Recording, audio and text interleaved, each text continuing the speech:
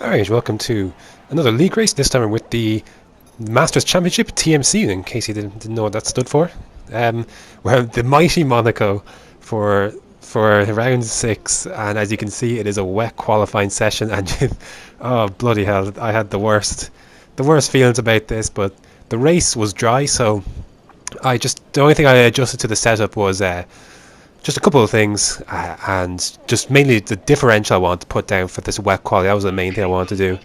And yeah, I mean, Monaco is one of those, like, it's you know, you get behind the wheel or the pad or whatever you're doing, and you just settle in because you know it's going to be a long race. And my thinking was I just wanted to survive, and you've got a great chance of getting some points. So here we are, nearly end of quali. We're going to try and improve. By the way, a fair warning, my pace around Monaco is just brutal. I did 11.2 in time travel, but the race pace was just, holy crap, it was horrific. Anyways, we improved again there, and the last lap got caught in an unfortunate incident where Hungry Tadpole's car, Hungry Tadpole's had just retired from the session, and his car wasn't out of the way yet, so I got impeded, but I know it wasn't deliberate. Anyways, we slip into 13th there, and look, could be worse. I mean, it's Monaco. I'd almost rather be where I am than flipping, I don't know, 9th to 8th. You know, it's just too much shit going on. But before we jump into the race, let's have a quick look at the standings. And after last week's calamity in Spain, you can see we're in the relegation zone with 8 points. Just here with Nicolo and the constructors. I believe actually there's Renault there twice. I believe we're in 8th place, Haas, with 24 points. So for the race itself, I want to start on the super softs and go on to the ultras. Monaco is a very easy track to one stop. It's fairly rudimentary since pretty much every game really. So here we go. Carnage ensues, or will it? We shall find out. We get a decent start. Wesker here starting on the soft to get the jump on him because he's you can take advantage of that extra soft compound and just take it nice and slowly and get a warning while we're flipping at it in turn 1. Great job. Wesker's going to come alongside here. We're going to give him the space. It is so hard to race side by side in Monaco, but he backs out of it, and we take P12 there. And at this stage, just wanted to settle in, just wanted to observe what's happening in front, just kind of just keep my head steady. You know, you get your pre-race nerves out the way, and just kind of just settle in. Like 39 laps, and for goodness sake, do not get wing damage on that one. That was close. Bunched up behind Yarham, we all squeezed through the Lowe's hairpin. Stephlord has overtaken Wesker, and I just wanted to be as cautious as possible, so I'm going to take a really early braking line here, because I don't want to ram into the back of Yarham. Steph kind of bullies his way through. You get pushed wide. We get a warning for that. More contact as he comes back through. He's in the better spot here. He's in the box seat, so I try to fight it, but I let it go. And so there goes Steph into 12th, and we're back into 13th. And Wesker there couldn't get behind us. Lap 3, I think, is the first casualty. This is Extreme binning it. Or I think he tried to reverse and he ended up retiring, but anyways, move on to lap 4. You can see notice the trend now over the next couple of laps or even not over the next couple of laps, kind of as in this first stint, as people just in front of me pit, whether it's due to wing damage or just they're using the ultra soft compound or they want to get an undercut or something. You're going to see them all file in. There goes Pag. I think had an accident before that. Lap 6, we're going to jump into 6th place, I believe. Steph Lord is in the pits. There you go, P6. P6. At this stage, like, the race really kind of, once you're out of that beginning phase and kind of in your own space, like, look, there's no one around me, I can just run my own race now and not have to worry about anyone else behind me for now.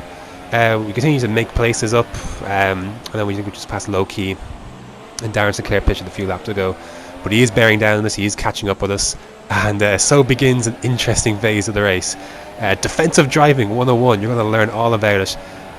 You have to recognize where you are. So right now, obviously the track we're at is Monaco. Monaco is notoriously difficult for overtaking. It is about placing your car right. It is about using the fuel mixtures correctly, because no one's going to attempt a fairly silly move. Like, look at this. Going to place it in the middle of the track where he's not going to really get alongside us, and you know, we're just going to not think about too much about what he's doing. I'm just going to focus on what I'm doing. So here I'm going to stay well, originally adopt a defensive line and kind of move to the middle. The straight here is not long enough for him to really do much about it. I'm also running 911 wings, so he tries to squeeze through there, but nothing happening there. We actually are in the lead at the moment because of other people who pitch it. That was a nervous moment, but we survived, and we still have no wing damage. Again, look at the center of the track. Do not go on the racing line. You don't need to go extra defensive. He's not going to be able to squeeze past because these cars are just too wide that he's just not going to be able to squeeze past. Lap 14, head on to lap 15. Again, adopt a defensive position, center of the track, and just keep at it. Again, middle of the track here. He hasn't got a way to get by, and at this stage now, Bert is beginning to close. I think Loki will be on the back of this soon as well. So I am causing a bit of a train, but I'm running my own race. This is 4-track position. Again, center of the track. He's not going anywhere. I go a little bit deep, and this gives Darren the run alongside us, but with the inside line going into the hairpin, that is my corner every day. Here we go. This is where all the cats go out of the bag. I run wide into oh shit, I can't remember the corner. The one before Anthony Noakes. Raskas, of course, Raskas. I run wide, and Darren gets by there. There's no way I'm going to try and overtake into Anthony Noakes, the final corner. Exit is compromised into turn 1. Holy shit, don't do that. We lose out to Bert as well, and we're just getting absolutely slide on. Our tyres are done. And at this stage, I was losing so much time. I just let low key go.